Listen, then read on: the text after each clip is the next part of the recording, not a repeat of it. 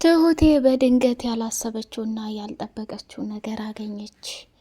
አባባ እጅግ በጣም በሚገርም ሁኔታ የታገተችባት ልጁ ወዴት እንደሆነች አጣራና ተመስገን ጋር መሆኑን ሲያረጋግጥ ትሁቴን ሰተት ብሎ ወደ ተመስገን ጋር ይዞ ሄዶ ልጇን ጋር እንድትገናኝ አደረገ። አባባ እጅግ በጣም በጥበብ የተሞላ ጀግናና አንበሳ መሆኑም ተረጋገጠ። ትሁቴም በደስታ ፈነጠሰችና አባዬ አንተ ይህን ታደርጋለህ ብዬ በፍጹም አልጠበቅኩም ነበር፣ ሆኖም ግን በጣም ደስ ብሎኛል ብላ ከምንጊዜውም በላይ ለአባባ ያላትን ፍቅር ገለጸች። ተመስገንን እንግዲህ አባባ በያዘው ስለት ቢላዋ ጭንቅላቱን ብሎ ሲበትንለት ትሁት ደነገጠችና ማልቀስ ጀመረች። ፖሊሱም ደግሞ የኔ እህት ልጅሽን ይዘሽ መሄድ ትችያለሽ፣ ይሄ ግን ህፃን የሚያግተው ሰውዬ ከማን ጋር አብሮን እንደሆነ አጣርቼ እድሜ ዘላለሙን እስር ቤት አጉረዋለሁ። ቲናም እዛው ስለነበረች እንዴት ማን ሊነግራቸው ቻለ? ሁሌ እቅዳችንና አላማችን እንድተበላሸ ነው። እሳ ቆይችን ትሁት ምን ባደርጋት ነው የሚሻለኝ ብላ ስትፎክር፣ ስሚ አንቺ ጨለሊት፣ መቼም ቢሆን መቼም ትሁቴን የሆነ ነገር ብታደርጋት እማደርስብሽን ነገር በፍጹም አታቂውም። መረዳት አለብሽ። ትሁቴን አደለም ጫፏን ልትነኪያት ቀጥ ብለሽ እንድታያት አልፈልግም። ካሌብንም ቢሆን በፍጹም አግብታ እንደማትኖር እውነቱን ልንገርሽ። ምኑ ነሃል ግን ተመስገን? ይህ እኮ ልጅ ያንተም ልጅ ጭምር ነው። ልጅህን እንደፈለክ ማድረግ አትችልም እንዴ? ሰውየው ምን መብት አለውና ልጅህን መጥቶ ከታገተችበት ቦታ ላይ ሊወስዳት ይችላል ብላ ስትል፣ እንዴት ይና ምን እየሆሽ ነው? አሁን የተናገርሽውን ቃል አስበሽዋል? ይሄ የታገተችው ህፃን የኔ ልጅ መሆኑን እንዴት ልታውቂ ቻልሽ? ትሁት ተናግራለች። አባዬ ከ15 ዓመት በፊት አንተ እንደደፈርካትና እውነታውን ለአባባ ተናግራለች። አባባ ደግሞ ምንም ስለ ትሁት ህይወት የማያውቀው ነገር የለም፣ እያንዳንዱ ሁሉንም ያውቃል። አንተ ግን ተበልተሃል ብላ ስትለው በጣም ደነገጠ። ወይኔ ጉዴ! ይህን ያክል አስጸያፊና ከባድ ውርደት ሰርቻለሁ እንዴ? ወይኔ ተመስገን! ማንም እንደዚህ እንደ ሽማግሌ እየተነሳ የተጫወተብኝና የቀለደብኝ የለም ብሎ በጣም አዘነ። ሰላም ሰላም! ውድ የተከበራችሁ የሌይላ ኤንድ የመሐመድ ቤተሰቦች እጅግ በጣም ተወዳጁና በጉጉት ስንጠብቀው የነበረው የትሁቴ ድራማ እንደቀጠለ ይገኛል። ትሁት በመጨረሻም ከልጇ ጋር በደስታ ተገናኘች። ተመስገንም ደግሞ ትሁትን ልጇን ያገተባት ምክንያት ለልጇ ምን ያህል ጉጉትና ፍቅር እንዳላት ስለሚያውቅ ሰተት ብላ ወደ እኔ ትመጣለች የሚለውን አስቦ ነበረ። ትሁቴ ሁሉም ነገር ስለደከማት አባዬ እኔ ከዛ ሀገር ብዬ መጥፋት ፈልጋለሁ። የምኖርላት የደከምኩላት የልጅነቴ ልጄን ተመስገን አግቶ እያሰቃየ መሆኑን ሰማሆይ ብላ ስትለው፣ አባባም ደግሞ አታልቅሽ የኔ ልጅ፣ ለሁሉም ነገር እኮ መፍትሄ አለው፣ ለሁሉም ነገር መልስ አለው። አንቺ ምንም ቢሆን እንደዚህ ማሰብና መጨነቅ የለብሽም ትሁቴ፣ እመኒኝ ሁሉም ነገር ይስተካከላል ብሎ አላት። እንዲ አባዬ አንዱ ሲስተካከል አንዱ ስንጨርስ አንዱን ስንለው አንዱ ህይወት በቃ ምንም ማለቂያ የሌለት ፈተና ሆናብኛለች ብላለችው። ተየኔ ልጅ ተስፋ አትቁረጭ፣ መቼም ቢሆን አንቺ አሸንፈሽ እንጂ ወርቀሽ አታቂም ብሎ ትሁቴን ሞራን ሰጣት። ካሌብ እንግዲህ መንገዱን ወክ ሲያደርግ ቲና አገኘችውና ስማ እኔ ውለድልኝ የልጅ አባት ላድርግህ እያልኩ ስለምንህ አንተ ግን የትሁትን ልጅ የእንጀራ አባት ሆነህ ልታሳድግ ባልሆነ ብላ ስትለው ምን አለና ደነገጠ። አዎ ካሌብ ትሁትን ሳታቃትና ምን አይነት ባህሪ እንዳላት ሳታቅ ሰተት ብለህ ወደ ፍቅር መግባት የለብህም። ይህንንም ልነግርህ የቻልኩ ስለምወድ ነው፣ ገባህ? በተደጋጋሚ ትሁትን ማስጠንቀቂያ ሰጥቻት ነበር፣ እሷ ግን አልሰማችኝም። ያንተን ህይወት ለማበላሸት ልጇን ልታሳድግብህና ገንዘብህን ልትጠቀምብህ ሰተት ብላ የመጣች እርኩስ ናት ብላ ስትለው ደነገጠና ራሱን መቆጣጠር አቃተው። ይህን እንዴት አወቅሽ? ጠንቅቄ አውቃለሁ። ባለፈው ፎቶውን የሚያስመጣሁት እኔ ነኝ። ይሄ ፎቶ የትሁቴ ለ15 ዓመት እንደነበረች የወለደችው ነው። ልጁም ደግሞ የተመስገን ነው። ይሄን ታውቃለህ ብላ ስትለው በጣም ደነገጠና ተመስገን ለካ እየተከታተለ እኔን የሚያሰቅቀኝና እኔን እንደዚህ የሚያደርገኝ ልጅ ስላለው ነው። ቆይ ትሁት ይሄ ከባድና ክፉ ማንነቷን እንዴት ደብቃ እኛ ጋር ጠላት ታመጣብናለች? ይገርማል። በአሁኑ ግን በፍጹም ልምራት አልችልም፣ ከዛ ከቤት መውጣት መቻል አለባት ብሎ ወሰነ። ካሌብም ስሜታዊ ሆኖ እየበረረ ወደ ቤት ሲመጣ አባባ ትሁትንና ዳኒን አገኘ። ስሚ አንቺ ኮተትሽን ልቅም አርገሽ ከዚህ ከቤት መውጣት ትቻለሽ አላት። እንዴ ካሌብ ደግሞ ዛሬ ምን ሰማሁ ልትል ነው? አረ እባክህ ልኖርበት። እኔ እኮ የዚህ የቤት ሰራተኛ እንጂ ምንም አይደለሁ። አፍቅረኝ ውደደኝ አላልኩም። ቆይ አንተ ልጅ ምንድን ነው አላማህ? ይሄ እኮ የኔ ቤት ነው። እሷ ሳትሆን ኮተቷን ይዛ የምትወጣው አንተ ነው። ኮተትህን ይዘህ ከዛች ከጭራቅ ሚስት ጋር መሄድ ትችላለህ ብሎ አባባ ስሜታዊ ሆኖ ካሌብን ተናገረ። አባዬ ምንም ቢሆን እኮ እኔን ወልደኸኛል። እንዴት እንደዚህ ለአንዲት ተራ ሰራተኛ ብለህ እንዴት እንደዚህ ትላለህ ብሎ ሲለው አባባ ራሱን መቆጣጠር አቃተውና አንቀጠቀጠው። ስማ ስለ ትሁት ሁሉንም አውቃለሁ። ልጅ እንዳላት የወለደችውም ከዚህ ከተመስገን እንደሆነ አለቀ። ይሄ ያለፈ ህይወቷ ታሪኳ ነው። ልጇ ደግሞ ብዙ መስዋዕትነት ከፍላበታለች።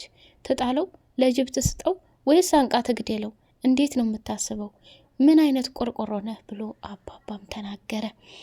ትሁትም በቃ ካሌብ ስትፈልግ ልትሰርበኝ፣ ስትፈልግ ልታፈቅረኝ፣ ስትፈልግ ለዚህ ለመልካምና ለቀና ልብሽ ስል ነው የማከብርሽ የምወድሽ እያልክ እንድታታልለኝና እንድትገለኝ አልፈልግም ብላ አፍረጣት አለችው።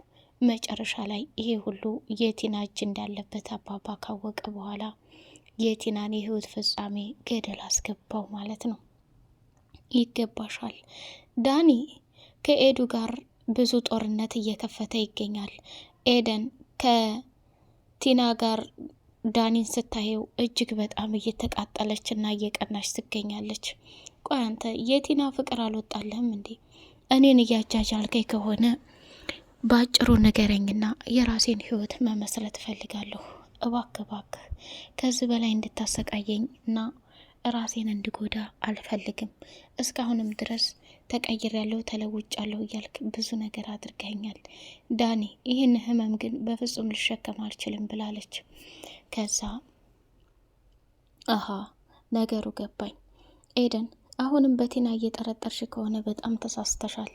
እኔ እኮ አባዬን ብዙ ወንጀልና ስህተት አድርጌበታለሁ። ያንን ለመካስ ደግሞ የግድ እሱ የሚያሰኝን ነገር ማድረግ አለብኝ እና አባዬን ለማስደሰት ብለህ የኔ ስሜት መጎዳት አለበት? እኔ ከቲና ጋር ስትሆን ደስ አይለኝም።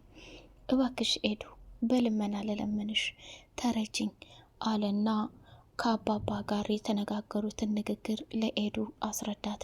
እና ታዲያ እንደዛ አትልም እንዴ? እኔ አሁን የምፈልገው ቲና እኔ ቤት ትቀመጥ፣ እኔ ግን አንቺ ቤት መጥቼ መኖር እፈልጋለሁ ብሎ ተናገረ። አይ እንደዛማ ማድረግ የለብህም፣ ምንም ቢሆን ምንም ቤትህ ነው። ስለዚህ ለሷ ብለህ ቤትህ ልለቅ አትችልም ብላው ነበር። አባባ ቲናንና ተመስገንን የእጃቸውን በፖሊስ ከሰጣቸው በኋላ ዳኒም እኔም ያችን ጭራቅ ከቤቴ ላስወጣልና ወደ ቤቱ ሂዶ ስሚ ቲና፣ ለአንዴና ለመጨረሻ ጊዜ ከጎዳና አንስቼ ሰው አድርጌሻለሁ። የአንቺ ተንኮልና ሴራ በፍጹም አያልቅም። አባዬ ትሁቴን የሚወዳት በመልካምና በቀና ልቧ ነው። ልጅ ስላላት ባል ስላላት በፍጹም አይጠላትም። አባዬ ይባስ ብሎ የትሁቴን ልጅ እኔ ቤት ታርጋለች። ልጇ ከኔ ጋር ትሆናለች። እኔ አባቷ ነኝ። እንደውም ለትሁቴ ብዙ ነገር ያላደረኩላት ነገር አለ። በዚህ ልክሳት እፈልጋለሁ ብሏል። አየሽ አባዬ ለትሁቴ ከካሌብ በላይ ቦታ እንደሚሰጣት ተረድቻለሁ። አንቺ ግን በደረቁ ጊዜና እድሜሽን ማባከንሽ በጣም ያሳዝናል ዳኒ። እንደ ዛሬ ተናድጄና ተቃጠዬ አላቅም። አንተም አታበሳጨኝ። አሁን የመጨረሻ እንድቅድ አለኝ ብላለች። እውይ አሁንም ክፋትና ተንኮል እያሰብሽ ነው? እረ ፈጣሪ ያለ የአንቺ ሴት ተለየ ነው እያለ በጣም አዘንና እቅድሽ ምንድን ነው ብሎ ጠየቃት። እቅዴ የሚሆነው ትሁትንና ልጇን አግቼ ማሰቃየት ፈልጋለሁ። ከዛ ልጇን ፊቷ ስገልላት ከዛ ከቤት ለቃ እንድትወጣ ነው ማደርጋት። እኔ ቲና ይሄን ካላደረግኩ መቼም ሰላም ሊሰጠኝ አይችልም ብላ ስትለው አንቺማ ሰው አትመስልኝም፣ የሰው ደም ሲበዛ ጠምቶሻል።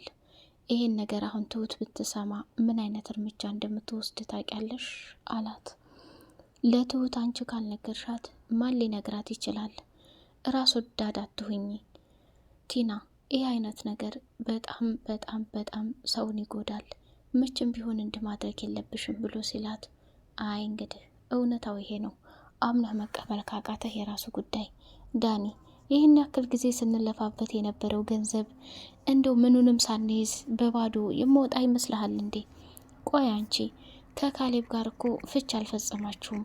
ፍች ፈጽሜና የሚሰጥሽን ያለችውን ይዘሽ በሰላም ክፋትሽን ትተሽ፣ አለበለዛ ከልብሽ ከተጸጽተሽ ለምን ትዳርሽን አሳምረሽ አትኖሪም ብሎ ሲላት፣ በፍጹም ያንን ጀዝባ ልጅ እኔ አግብቼ መኖር አልፈልግም ብላ ወሰነች። አባባን መንገድ ላይ ያገኘችውና ስም አባዬ፣ እኔን የቀደምኳት መስለ ከሆነ በጣም ተሳስታል አለችው። የኔ ልጅ ቢሮጥ አባቱን አይቀርምም ይባላል። ስሚ ላንቺ እኔ ምንም አይነት ርህራህ የሚባል ነገር የለኝም። በየትኛውም መንገድ ላይ ባገኝሽ የማደርግብሽ የጭካኔ ጥግ ከባድ ነው። አደጋ ላይ ከመውደቅሽ በፊት ብትጠነቀቅ ይሻልሻል። ቲና፣ በህይወቴ እንዳንቺ የተፈታተነኝም የለም ትዕግስትም ያደረኩበት ሰው የለም። አሁን ላይ ግን ራሴ ከባድ ውሳኔ እንድወስንና ከባድ ነገር እንዳደርግ እየገፋሽ ነው ያለሽው። ምንም አታመጣም አባዬ። ሰተት ብዬ መጥቼ ገንዘብህን፣ ሀብትህን፣ ንብረትህን፣ ቤትህን የራሴ ነው ማደርገው። ያችን ተራ ገረድ ደግሞ ቦታና ማንነቷን ስላላወቀች ልኳን አሳያታለሁኝ። ምንም አታደርጊያትም። ትሁት የኔ ልጅ ናት። ልጇንም እኔ ጋር ነው የምታሳድገው። ተንከባክቤ አሳድጌ አስደስታታለሁ እሷን ብሎ ሲላት እረረድብን ቀጥል አለች ማለት ነው። ትሁቴ አባባና ካሌብን ሳይሆን ዳኒን እና አባባን በደንብ አርጋ ነው ያመሰገነቻቸው። ዳኒ፣ አንተ በሰዓቱ የምታደርገው ነገር ቢያስጠላም ዛሬ ላይ ግን ከአባዬ ጎን ሆነህ የኔን ውድቀት፣ የኔን ችግር፣ የኔን ሀዘን ስላቀለላችሁልኝ ሰው እንዳለ ተሰምቶኛል። ካሌብ የሚናገራቸው ንግግሮች አይደለም ልብ አጥንት እየሰበረ ይገኛል። በጣም ያሳዝናል፣ ያሳፍራል ብላ አለች። አይ አይዞሽ ትሁት፣ እንዳንቺ ቀና ያለው ሰው አንቺ በፍቅር ስላያሽን ነው ዛሬ ላይ ሁላችንም አንድ ላይ የሆን ነው ብሎ ተናገረ። ውድ የተከበራችሁ የሌላ ቤተሰቦች ቻናሉን ላይክ፣ ሰብስክራይብ አድርጉ። ቀጣይ እስከምንገናኝ ሰላም አለይኩም ወራህመቱላሂ ወበረካቱ።